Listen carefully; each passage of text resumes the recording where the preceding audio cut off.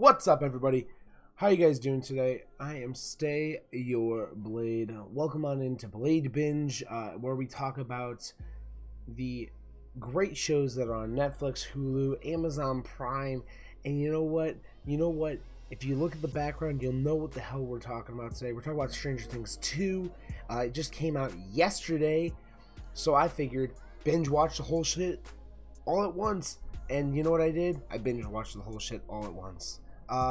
So we got ourselves ready. We watched the whole thing last night. Got done at about 3 in the morning. And we, as a collective, as a family, we sat there and we just were like, okay, time for bed. But I spent an hour last night thinking, like, holy crap, this was an awesome show. And I wanted to really share a little of my thoughts and my feelings about the show itself, and maybe some Reddit stuff as well. I check out Reddit regularly for show things such as Stranger Things stuff and other shows that I watch, but Stranger Things is a big subreddit that I follow for theories and whatnot. So we're gonna get into it and enjoy. Also, this is going to have some spoilers and whatnot, so if you have not watched the entire show, stop the video right now, go watch the show, come back, sit down, relax, maybe get some popcorn, and we'll come back and chat when you are done with this show, okay? Okay. You have been warned. I'm just saying. Alright, so my biggest thing is that the beginning of the season starts off on the day before Halloween, and it really kicks off. You know, people they're forgetting about what's going on, except for Will, of course. Will is, you know, going to the doctor and talking to Hawkins' lab and trying to figure out why he's still having these visions of the Upside Down, and the way that they shot this. Now, I'm going to say this as a whole. The show is shot so much better than it was the first season. The first season was amazing, but you can tell that they upgraded the quality of the cameras and some of the attention to detail when it comes to the actual 80s references that they put into the movie. It is basically a movie, guys. 8 hours, 9 hours is basically a ridiculous movie. The biggest thing that I had to say that I loved, by the way, great person to put into this movie. Well, why do I keep saying movie? This TV show was Sean Astin. If you don't know who Sean Astin is, you need to look him up. Awesome actor. Also played in The Goonies. He played Mike in The Goonies. And that itself is a great 80s reference just thrown out there, and people don't realize it. He makes Goonie references throughout the show. Now, if you didn't see that, if you don't notice that, you might not have picked it up. He makes references to pirate ships, to X Marks the Spot, to like just small little like nudges, like, hey, I was in The Goonies. Hey, you guys remember that? I was in The Goonies. And that's one thing that I really enjoyed with John Astin's character Bob. Awesome character. So my biggest thing about the show was that the acting.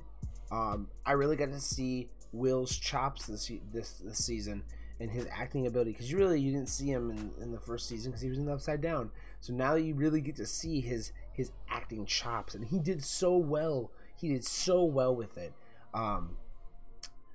The characters that I felt like developed more throughout this season, really developed more, were, and now these are characters that didn't develop really in the first season at all, I feel, but we got to see a lot more of Hopper and Hopper's interaction with Eleven, and how he's more like a father figure to her than anything else, which I absolutely loved. I thought it was a great thing that you actually see that he's been harboring her and keeping her safe for these, this last year, and the fact that that no one knows. Not a single person knows that 11 has been with Hopper the entire time. I like the addition of Maxine, Mad Max, whatever you want to call her, the redhead from California. Awesome addition. Now her brother, he's kind of a dick. He reminds me of what Steve was in the very beginning, but if Steve was like even more of an asshole, that's what I feel her brother is. He's a beaten down soul, and he's got to take it out on someone, so he takes it out on Max, and every time he takes it out on Max, it just makes it worse. Overall, the characters that they added in really added to the storyline. The characters that are already in it, of course, they kept constant throughout the whole show, and they really did well with this whole thing. I really enjoyed seeing more of a Hopper Joyce connection throughout the whole show. I really enjoyed seeing Dustin and Lucas's real interactions between each other, because those two really had their own storyline with Maxine that worked well. There was really three storylines going on all at once, and they're all kind of converging on one. You had Steve and Dustin, then you had Lucas and Maxine, and then you had Hopper and his stuff going on, and then 11 was like all over in this area over here. So 11 really, she came in when she needed to, but she was on her own mission to find her mom and figure out what the hell's going on with her and why she's feeling these ways and whatnot. And I really think that this season was a growing season for 11. It wasn't a season in which you show off and say, this is what power she has, she's amazing. Like, yes, she was able to do a lot of things that she didn't do in the last season, but at the same time, it felt like they took away the fact that she has powers, but it wasn't the fact that she has powers. It was the fact that they were looking at her as she needed to grow into her own self. Hopper's not always going to be there to protect her, so she needs to be able to protect herself.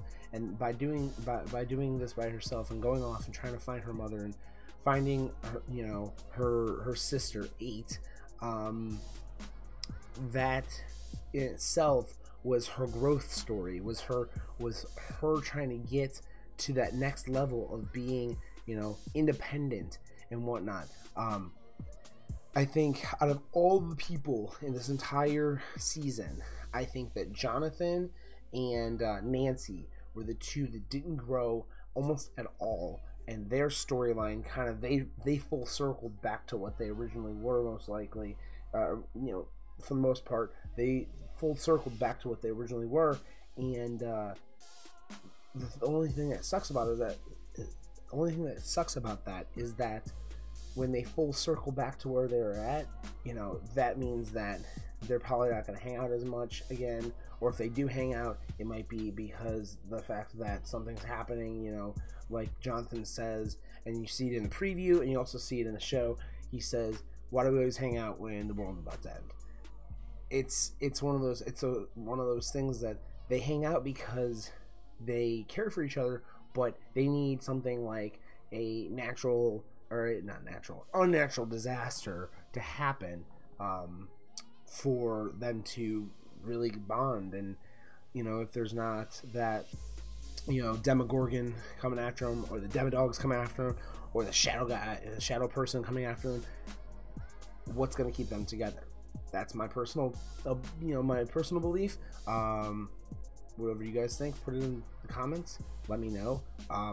My biggest thing that I thought was probably the greatest part of the entire show was the 80s references throughout every single episode. There was just a small reference, and I really liked that they kept that going throughout the whole show, that there was no episode where you didn't go, oh, that's kind of cool. I didn't realize it. Oh, that's, you know, and I really like that. I like the attention to detail that the Duffer Brothers really got into the episodes. Down to like the clothing. The clothing was perfect. The cars were perfect. The everything. They really paid attention to detail in these episodes. And it pays off. It definitely pays off.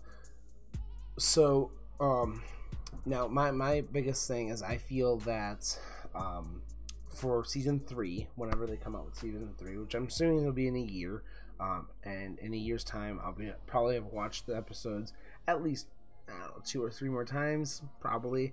I have to say that Max and her brother are probably going to be more prevalent in the season 3. I have a feeling we're going to see a little bit more of the two of them, because of the fact that there's nothing that's going to stop them from being there. I have a feeling that we're going to see Steve, but Steve might be just kind of in the background. For the most part, he's going to try to save the day a couple times, probably, like he normally does, you know, with his bat and whatnot. The fact that Dustin is kind of growing into his own. He's trying to become, he seems like he's becoming more of a leader throughout the show. Lucas, I feel that Lucas is going to do a lot of protecting of Maxine, or Max, whatever you want to call her, throughout the show itself. He's going to keep her in the party, and the party's going to grow because of it. Mike did a lot of nothing this entire episode, or all these episodes. He, to my like opinion, he seemed like he was like with Nancy and Jonathan, where he kind of full circled back to his original self, and he kind of just was like, oh yeah, this thing happened, but you know, we're gonna try to move on from it. And you know, he's not really, I don't consider him really the leader. I consider him just part of the party. There really is no leader, in my opinion, just yet with the show. 11, I could have considered the leader at one point, but she doesn't seem like the leader of the pack right now. Hopper, I really liked seeing his protective side. I felt like he really showed that he gives a shit. It's not just his job, this is his life. You know, he wants to protect people for real. Like, the town is his baby, you know, and he's trying to keep that baby safe and, you know, keep it happy and healthy. And oh, excuse me. Whoa. Okay, that was a yawn because I only got a couple hours of sleep last night. I like the fact that Steve ended up with no girlfriend for this entire thing. He could have, but he didn't. Excuse me. The things that I want to get hopefully covered in, you know, future episodes is what happened to the Demodog that was in Joyce's fridge. What are they going to do about the town at this point? How are they going to explain what happened in the town? Yes, they explained that it's a gas leak, but is there going to be more dives into that whole storyline? Is there going to be people that are going to be coming for the town and trying to really pick it apart and try to figure out what's really going on in the town? So those are some of the things that I was wondering. I feel like overall, Steve really surprised me. He did. He actually surprised me in the fact that he was so supportive. I was trying to think of the word. Supportive of the kids, and even though he didn't want to go into the Upside Down, he did it anyways because he was trying to be a protective person, and that surprised me because he seems like he would have been the guy to say, I'm gonna stay up here and wait for you guys, and I'll fend off whatever comes up. But he really he came to the occasion, and he really tried to keep the kids together, and that's something that's awesome. That I felt like he didn't know what to do at the beginning of the season. This season, he was kind of a lost soul, and he was dealing with the whole Barb thing, and he came into his own, and he really changed himself for the better. Steve definitely changed himself for the better. I really liked Eleven's transformation. I think that Eleven's transformation is what helped her close the gate, and without that transformation, going out and trying to find her sister and try to work through what was going on in her mind, I don't think she would have been able to unlock those powers. I think that her unlocking those powers are going to be her unlocking those powers is going to be what's going to help her in the future try to defeat whatever comes up next. So those are my thoughts about the entirety of the second season. I had to say my predictions for the third season is that 11 is going to go find 8, and she's going to start to build her army against the shadow person, whatever you want to call it. And I believe that the people that she's going to build the army with are the other patients that were in that whole process. Because if there's a number 11, there's got to be a number 1 through 10. We already saw 8, so we know that there's another person out there. So my thing is, I think they're going to build an army to try to fight off the incoming threat. So if you agree, put your comments down below. If you disagree, put your comments down below. Have an awesome discussion down there, guys. Let me know what you think, what your favorite part of the show was. If you are going to put a spoiler in there, I mean, of course, this entire video is kind of a spoiler, but put spoils, or put like if it is your theory, put theory really big, and then let me know below what you really think about the show. That's a big thing for me. I want to know what your guys' thoughts are on the entirety of the show, and if you enjoyed it, awesome. Tell me in the comments. If you thought it was shit, tell me in the comments. I want to know everything. So that's about it, guys. That's about it. That's my theories and thoughts about season 2 of the entirety of Stranger Things. So yeah, I'm glad you guys watched Blades Binge. Peace out, Blades up, and that's about it, guys. Thanks for watching. All right, bye.